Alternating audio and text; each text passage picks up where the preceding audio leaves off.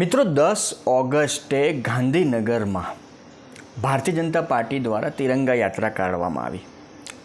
હવે એ વિડીયો કે એ ખબર જ્યાં જ્યાં મેં જોઈ ફેસબુક પર, ખાસ કરીને સોશિયલ મીડિયા હેન્ડલ પર, જ્યાં જ્યાં એ વિડીયો એ ખબર હતી, નીચે કોમેન્ટો આપણે વાંચીએ તો 99.99% કોમેન્ટ નેગેટિવ હતી, કે જે સરકાર ઉપર કટાક્ષ કરતી હતી કે આ બધા કાર્યક્રમ કે આવા બધા તાઇફા કરવાની ક્યાં જરૂર છે. એક વ્યક્તિનો વિડીયો પણ મેં જોયેલો, જે કાંઈ આઈ થિંક ગાંધીનગરના લોકલ વ્યક્તિ હશે, કે જેઓ કહી રહ્યા છે કે અહીંયા રોડ રસ્તા સુધારતા નથી આ લોકો, કોર્પોરેટરોને અહીંયાની સ્થાનિક જે જનતા છે એ શોધી રહી છે અને તમે આવા તાઇફા કરો છો.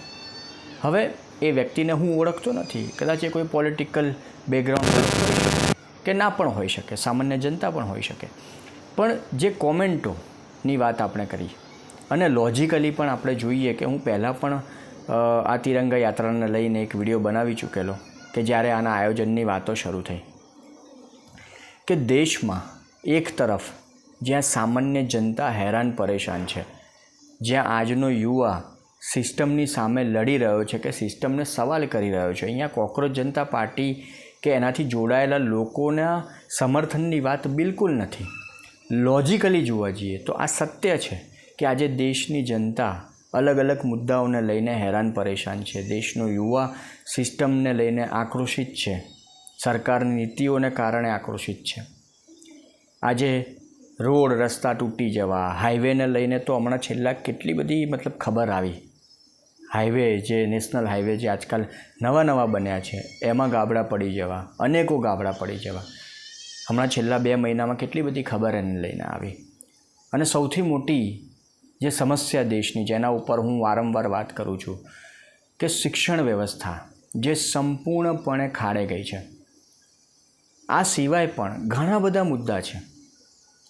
આજે ભારતીય જનતા પાર્ટીની સૌથી મોટી કમજોરી કહી શકાય કે એનાથી જોડાયેલા લોકો, હું પણ ભારતીય જનતા પાર્ટીમાં છું, હા, મારી વિચારધારા થોડી અલગ છે, કે એમાં જે લોકો છે, જે મોટા માથાઓ છે, એ કેમ આ પ્રકારનું કામ કરી રહ્યા છે જેનાથી જનતા આક્રોશિત થાય, કે જેનાથી સામાન્ય જનતા ક્યાંક ને ક્યાંક ગુસ્સે થાય.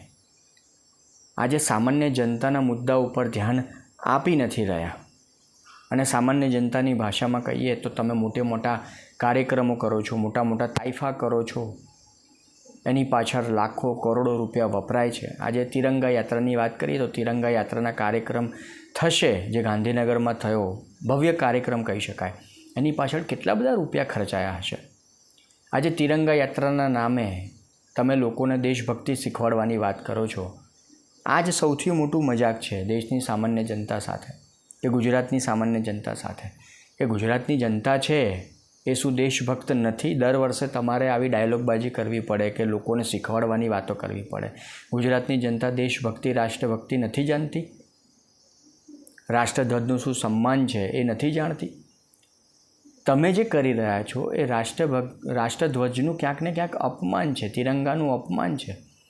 આજે બહુ બધા તિરંગા લઈને તમે રસ્તા પર નીકળો છો, એની એક પકડવાની રીત છે. તિરંગાને ગમે ત્યાં ના મૂકી શકાય, ગમે ત્યાં ના લગાવી શકાય, આ એક એની રીત છે, આ એક એનો ઇતિહાસ છે. પણ આ બધું જ આવા કાર્યક્રમો દરમિયાન થતું હશે, યોગ્ય રીતે એને પકડવામાં નહીં આવતો હોય, ગમે ત્યાં એને કદાચ મૂકી દેવામાં આવતો હશે, ગમે ત્યાં થાંભલામાં, રસ્તામાં એને લગાવી દેવામાં આવતો હશે. આ તિરંગાનું અપમાન છે. આ ક્યાં એનું સન્માન છે? તો આપણે કયા મોઢે ગુજરાતની જનતાને કે પછી દેશની જનતાને દેશભક્તિ શીખવાડવાની વાતો કરીએ છીએ? ગુજરાતની જનતા કે દેશની જનતા દેશભક્ત છે જ, એમને શીખવાડવાની જરૂર નથી.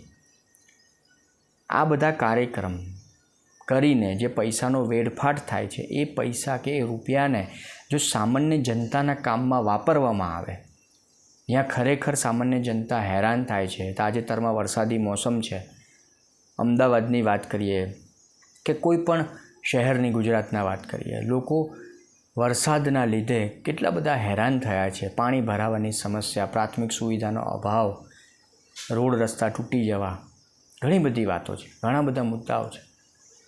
જો એના ઉપર યોગ્ય રીતે ધ્યાન આપવામાં આવ્યું હોય, ત્યાં ભ્રષ્ટાચાર ના થયો હોય કે ના કરવામાં આવ્યો હોય, તો આજે જનતા હેરાન પરેશાન ના થતી હોત. ઘણી બધી વાતો છે, આના ઉપર વાત કરવા બેસીએ તો કદાચ આખો દિવસ નીકળી જાય. મને યાદ છે, હું ખોટું નહીં બોલું, અત્યાર સુધી જેટલા પણ આવા કાર્યક્રમ કે ઇવેન્ટ થઈ, હું ત્યાં હાજરી આપતો, હું પણ જતો એ ટોળામાં.